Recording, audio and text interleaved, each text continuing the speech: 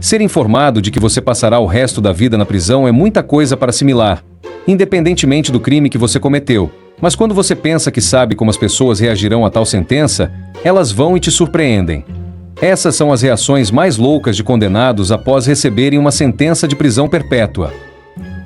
O divórcio pode ser difícil para qualquer casal, seja amigável ou completamente unilateral. Às vezes o dinheiro tem que mudar de mãos e as crianças geralmente estão envolvidas. Claro, é difícil, mas vale a pena tentar. Diana Lovejoy pode não ter mais pensado assim quando foi oficialmente condenada por estar envolvida em uma trama fracassada de assassinato de aluguel visando seu marido. Foi assim que esta condenada reagiu após ouvir a sentença quando o veredito foi lido. As pessoas no tribunal engasgaram quando Diana desmaiou e caiu. Considerou o réu Walden M.C. David culpado do crime de conspiração para cometer assassinato. O juiz Sim von Kalonowski ordenou que o tribunal fosse esvaziado para que ela pudesse receber atendimento médico. Diana foi posteriormente levada para fora do tribunal em uma maca e um paramédico disseram aos jornais que ela parecia ter sido tomada pelo. Eu acho que você não pode realmente culpá-la por isso. O veredito de culpada veria enfrentando uma sentença de prisão de 25 anos à vida, enquanto seu instrutor de armas de fogo, Weldon M.C. David Jr., que puxou o gatilho, enfrentou uma pena de até 50 anos de vida. Então, o que levou Diana a tomar essa decisão drástica de contratar alguém para tentar matar seu marido? Um júri de 4 mulheres disse que Diana não queria compartilhar a custódia de seu filho pequeno e dar a ele 120 mil que faziam parte do acordo de divórcio. Certamente reagiríamos da mesma forma neste momento. Quando uma criança rouba um bolinho da cozinha, você pode repreendê-la ou estragar o jantar dela, ou simplesmente dizer que ela é atrevida.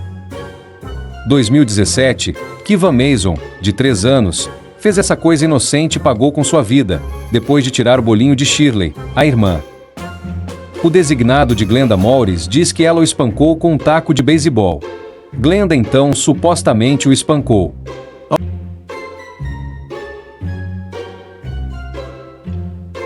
O escritório do legista do condado de Fulton disse que ele morreu de traumatismo contundente com hematomas nas pernas, costas, peito, nádegas.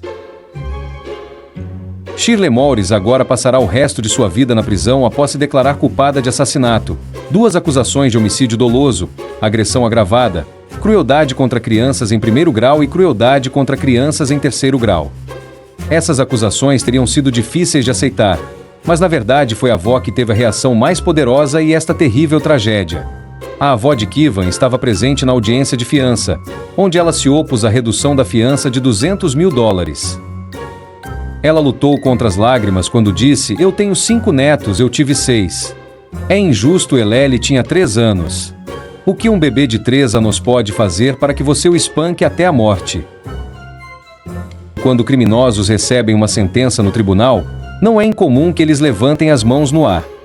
Eles podem até jogar uma cadeira, um pódio ou bater os punhos em uma mesa, mas jogar fezes agora é algo totalmente diferente em 2018. Rick Hand, de 46 anos, compareceu a um tribunal de Springfield para ser acusado de vários assaltos à mão armada. Ele havia cometido cerca de 30 assaltos e estava em liberdade condicional antes de cometer outro crime. Ele definitivamente não estava feliz em saber que ele estaria cumprindo 40 anos de prisão. Ele perguntou ao juiz: "Você acabou de me dar 40 anos, senhor Ben." Adivinhe então, Rick pegou algo debaixo do braço e bem, foi assim que fezes e urina acabaram em um tribunal de Ohio. Aparentemente, Rick tinha escondido frascos de comprimidos cheios de fezes e urina dentro da tipóia que ele estava usando. Era quase como se ele soubesse que esse caso no tribunal não iria a seu favor e ele queria sair com estrondo. Em apenas alguns segundos, oficiais do tribunal contiveram o reconhecimento. Depois, o gabinete do xerife investigou como isso poderia ter acontecido, já que buscas eram necessárias antes de entrar no tribunal. Isso claramente não foi feito neste caso. Quando David Moisés tinha 17 anos, em 2010, ele entrou na casa de uma mulher de 81 anos, Dorothy Session, com 2 outros adolescentes. David atingiu um golpe surpresa que se transformou em um bruto ataque, com a mulher sofrendo o nariz quebrado, dentes faltando, olhos roxos e cortes na boca. Dorothy morreu devido aos ferimentos. E David, junto com as irmãs de 15 e 17 anos, foram condenados por assassinato. pois David era menor de idade quando foi sentenciado a 25 anos de prisão perpétua em 2012. Ele foi sentenciado novamente em 2020, para cumprir requisitos extras devido ao fato de ter sido julgado como adulto por assassinato quando menor de idade. Mesmo depois de todo esse tempo na prisão, não parecia que nada havia mudado e ele recebeu a mesma sentença novamente. O tribunal concluiu que as circunstâncias do crime e seu comportamento na prisão não justificavam uma mudança na duração de sua sentença. Se você visse como ele reagiu no tribunal, poderia entender por que eles possivelmente chegaram a essa conclusão durante a nova sentença. As emissoras de notícias o descreveram como agindo de forma estranha e ele até pareceu adormecer 2 vezes. Dito isso, vamos manter as coisas em movimento. Elis Ortiz e Nelson Ortiz Nieves descreveram o juiz do Tribunal do Condado de Kent, Mark Truzok, como monstro e mau. Ele disse que o que Elis fez foi nojento e repugnante. E quando você descobre o que ele fez, você pode muito bem concordar. Elis foi condenado à prisão perpétua obrigatória sem possibilidade de liberdade condicional por espancar uma criança de 4 anos até a morte. Os policiais foram chamados para uma casa onde Elis foi deixado para cuidar de muitas crianças menores de 11 anos, incluindo o falecido menino de 4 anos Giovanni. Os policiais encontraram Giovanni morrendo ativamente no chão da cozinha e uma autópsia posterior após sua morte revelou uma ruptura abdominal que causou hemorragia interna. Ele também tinha ferimentos na cabeça, nádegas, costelas e parte inferior das costas. Elis passou pelo processo judicial para ter suas condenações anuladas, o que envolveu ouvir sobre o que ele fez com Giovanni. Ele reagiu mal quando o juiz começou a descrever os ferimentos de Giovanni. Antes de sua morte, disse: "Não vou ficar sentado aqui e vamos apenas dizer que é louco sobre mim." Cara, ele lutou com os delegados e teve que ser removido do tribunal antes de retornar cerca de 10 minutos depois. Suponho que seja uma reação bastante normal não apenas para prisão perpétua por homicídio doloso, mas também para 150 anos extras por abuso infantil de 1º grau. Você pode ver que, embora o homem seja um criminoso, ele ainda é muito humano, não fazendo nenhuma tentativa de aparecer calmo, tranquilo ou controlado. Ele chorou de emoção, ele lamenta o ato. É difícil não sentir pena dele, o que é loucura, considerando que esse homem, Blake Jefferson, assassinou sua própria mãe, Lorde. Então, eles dizem que ele é acusado de atacar sua mãe e esfaqueá-la até a morte após uma overdose de medicamentos prescritos. O homem vinha tendo problemas extremos de saúde mental há algum tempo, descrevendo visões bizarras. Muitos acham que ele é alguém que deveria ter sido sancionado e cuidado, não preso em uma prisão, como sempre. Comente abaixo sobre o tópico estranho e deixe-nos saber sua opinião em relação ao que acabamos de mostrar na tela. Em 2013, foi condenado a 3 penas de prisão perpétua por matar 3 colegas de classe na escola secundária Chardon, em Ohio, em 2012. Ele estava esperando um ônibus para uma escola alternativa quando matou os 3 alunos e feriu outros 3. 2 jovens de 18 anos e um de 18 anos perderam a vida e os que sobreviveram sofreram ferimentos graves, como paralisia. Você pode pensar que Lane simplesmente enlouqueceu, mas tem que haver uma razão pela qual o promotor disse que ele é um ser humano nojento. Ele chegou à audiência de sentença vestindo a camisa azul padrão de botões, mas quando ele se sentou e a desabotoou, revelou uma camiseta branca por baixo que tinha a palavra assassino escrita com marcador preto. Então, quando ele teve a oportunidade de fazer uma declaração ao tribunal, sua reação foi absolutamente chocante. "Sim, senhor, e apenas seu desejo de fazer isso?" Sim, ele deu uma declaração curta e grosseira com palavras vis vomitadas em direção às famílias da vítima e terminou com todos vocês. Ele então levantou o dedo do meio no tribunal quando os familiares das vítimas o chamaram de animal e repulsivo. Ele sorriu e sorriu. Ele até riu quando uma das mães da vítima falou. Mesmo que suas palavras tenham sido de partir o coração, uau, isso é tudo que posso dizer. Quando uma mãe de 5 filhos, Latrice Mais, desapareceu, as autoridades tinham motivos para acreditar que seu corpo foi incinerado e jogado em um aterro sanitário depois que Jaleel Hoskins a colocou em uma lixeira. Eles o acusaram de assassinato, mas ele se declarou culpado da acusação menor de assassinato de 2º grau. No 3º dia de seu julgamento, o que foi bastante absurdo sobre sua reação foi que ele não tinha reação. Enquanto o juiz estava delineando que ele foi detido sob custódia no departamento de correções, ele apenas ficou parado, mas então, do nada, enquanto as autoridades tentavam levá-lo embora, ele reagiu em uma explosão de raiva, derrubando o pódio em que estava na frente do juiz. Um policial teve que contê-lo e mais 2 tiveram que ajudar a tirá-lo do tribunal por uma porta lateral. Enquanto isso acontecia, sua mãe gritava para ele dizendo que o ama antes que ela entrasse em uma discussão com a mãe da vítima. Por vários minutos, há caos no prédio antes que a segurança consiga assumir o controle da situação e todos se acalmassem. Antônio tinha apenas 14 anos quando foi condenado a passar pelo menos 36 anos de prisão pelo assassinato de sua bisavó de 78 anos com machado, junto com um amigo, Nathan. Ele visitou a casa de Barbara Olson para roubar dinheiro e eles se revezaram para espancá-la com o machado e o martelo. O crime foi tão horrível quanto parece, mas quando Antônio recebeu a sentença de 36 anos e tentou ler sua declaração de desculpas, ele desabou em lágrimas. Ele não conseguiu ler a declaração através das lágrimas e a passou para seu advogado de defesa ler. Ele também lutou para conter as lágrimas enquanto a lia. De acordo com notícias em torno de 2013, após o crime ter ocorrido, a bisavó de Antônio convidou os 2 meninos para sua casa. Quando ela estava de costas para que ela pudesse ligar para a mãe de Antônio no telefone, ele bateu na cabeça dela com o machado. Sentindo-se mal, ele correu para o banheiro e Nathan bateu nela várias vezes com o martelo. De acordo com o juiz Timothy, a sentença de 36 anos foi a mínima para o crime, que ele disse ser nada menos que horrível. Ele também disse que em seus 24 anos no tribunal, ele nunca tinha visto nada remotamente próximo dessa natureza de crime. Antônio terá cerca de 50 anos antes de ser elegível para a liberação. Glenda Morris e lá, Shirley Morris. Jaleel Smith: sinto muito.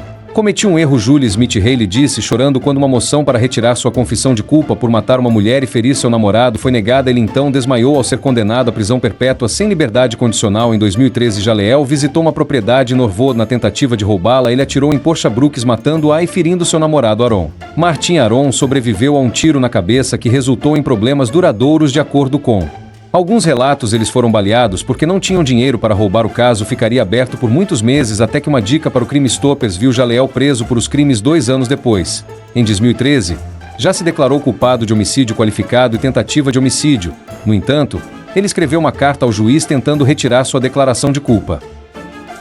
Não se sabe o que estava na carta, mas seu pedido foi negado antes que o juiz proferisse a sentença. A mãe de Portia falou sobre como ele matou sua filha e a matou também. Ela disse que sou prisioneira da minha dor. Quando ele foi sentenciado, Jaleel teve a oportunidade de se desculpar, que foi quando ele disse que estava arrependido.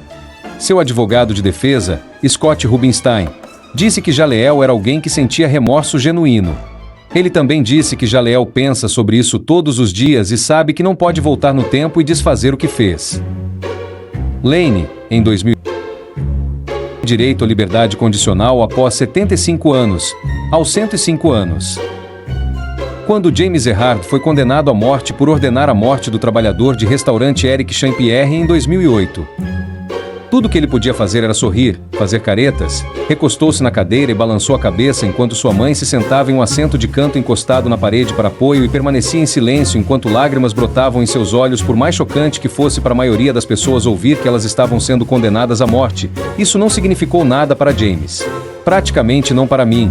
Eu praticamente estou desafiando você a dar praticamente que já estava cumprindo várias sentenças de prisão perpétua por 4 incidentes em que ele estava envolvido como líder de uma gangue chamada Backstreet Crips. James participou de vários assaltos em lojas de Dunkin' Donuts, um dos quais resultou na morte de um cliente que ele atirou nas costas para avisar outros clientes. Ele também se envolveu em um confronto com nossa gangue rival, os Bloods, que terminou com ele atirando em um membro de gangue rival. Felizmente, ele sobreviveu e James foi condenado por tentativa de homicídio. Apenas um mês depois, Eric Jean-Pierre estava voltando para casa de um ponto de ônibus quando foi selecionado aleatoriamente como a próxima vítima de James. James e outros membros da gangue estavam envolvidos em uma competição de contagem de corpos e James ordenou que o colega de gangue Theodore atirasse Eric. O sofrimento que causaram imediatamente após um incidente, eles podem às vezes sentir remorso, eles podem dizer que as coisas simplesmente saíram do controle rapidamente e que se sentem mal por quaisquer ferimentos e dor que possam ter causado. Mas quando Ryan Stone foi pego após uma perseguição de 90 minutos em alta velocidade em 2014, que resultou em 18 acusações e a vida de um homem sendo completamente mudada, sua reação foi bastante surpreendente. Ele decidiu zombar das vítimas de seus crimes, enquanto a família de Ryan disse que ele era realmente uma pessoa compassiva e apenas lutava contra o vício em drogas e estava preocupado. As autoridades conseguiram mostrar Ryan sob outra luz depois de roubar um utilitário esportivo que transportava um menino de 4 anos de um posto de gasolina e viajar em velocidades excessivas. Ele se gabou de ter feito notícia internacional e menosprezado suas vítimas. Ryan também atingiu o policial Belum e ele a 90 milhas por hora, quebrando sua perna enquanto tentava implantar pregos para diminuir a velocidade de Ryan. Ryan disse que o policial não deveria estar parado no meio da rodovia tão preocupado quanto Ryan.